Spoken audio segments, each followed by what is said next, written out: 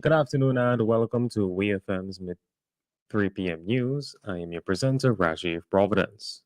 First, on the local scene, the St. Vincent and the Grenadines Cadet Force launched its new search and rescue medical unit earlier this month.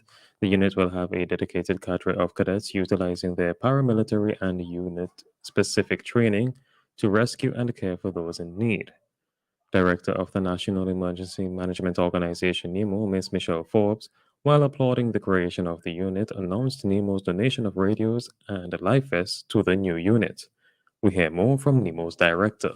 We applaud the establishment of this unit that will strengthen the national response mechanism here in St. Vincent and the Grenadines. We expect that the unit will continue to work closely with the lead agencies such as Fire, Coast Guard, and other units within the Royal St. Vincent and the Grenadines Police Force and the Ministry of Health in managing incidents that may occur within your communities. To support these efforts, NEMO will hand over 5 radios to the unit that will allow the unit and by extension the cadets to communicate with all emergency services and key agencies here in St. Vincent and the Grenadines as they're connected to our emergency communications network system. Initially, we will also provide 16 life vests to the unit to enhance their preparedness for rescue at sea. That was Director of the National Emergency Management Organization, NEMO, Ms. Michelle Forbes. The St. Vincent and the Grenadines Cadet Force Search and Rescue Medical Unit membership is drawn from across the battalions, the band, and the Marine Unit. However, this will be a standalone unit in the not-too-distant future. The union representing former employees of the cash-strapped regional airline Liat has described as unconscionable the failure of the St. Vincent and the Grenadines government to deal with the matter of severance payment, as well as issue an official response to the collapse of the airline 3 years ago. President of the Liat Workers Union, Jeremiah Howard, said the workers continue to be dismayed by the lack of care or concern demonstrated by the government.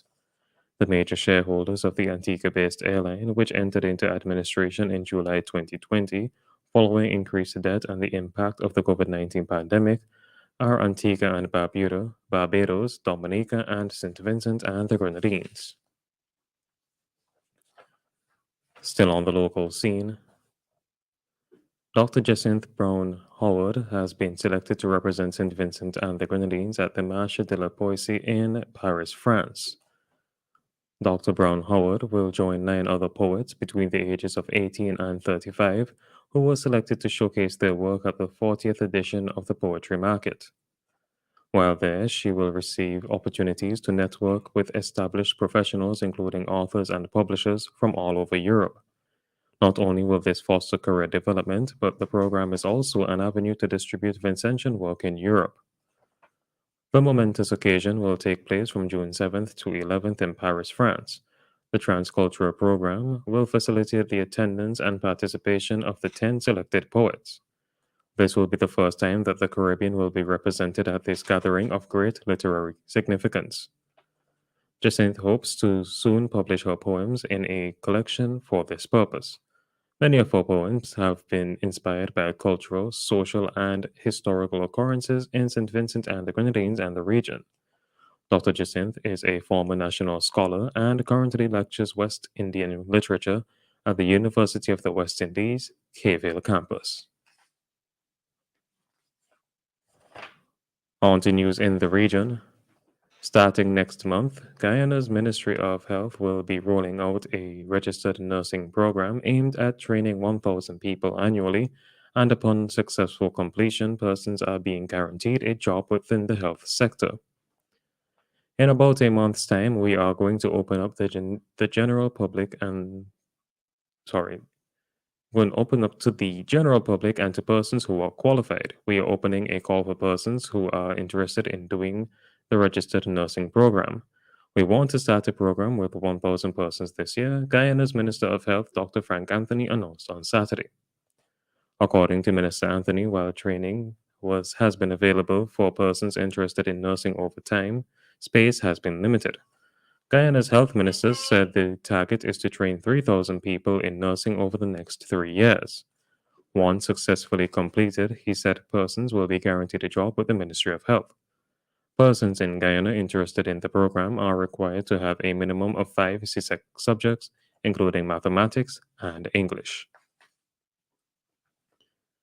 The International Monetary Fund, the IMF, on Friday said economic growth rebounded strongly last year in St. Kitts and Nevis, despite global headwinds, and that gross domestic product (GDP) is estimated to have grown by 9% in 2022 after contracting 14.5% in 2020 and 0.9% in 2021.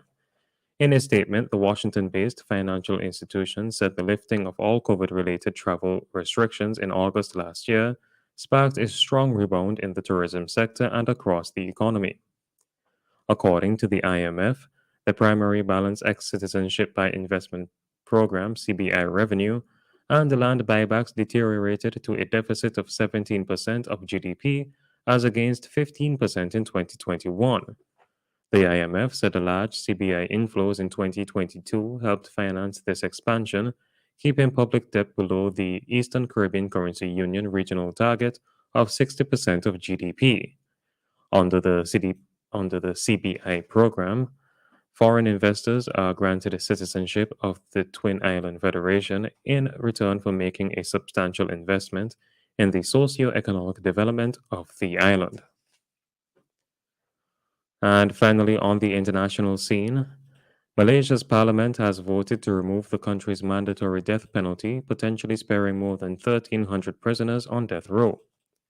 The country has had a moratorium on executions since 2018, but lawmakers on Monday overwhelmingly voted to remove the death penalty as the mandatory sentence for 11 serious crimes, including murder and terrorism. According to the BBC, judges will retain discretion to impose capital punishment in exceptional cases.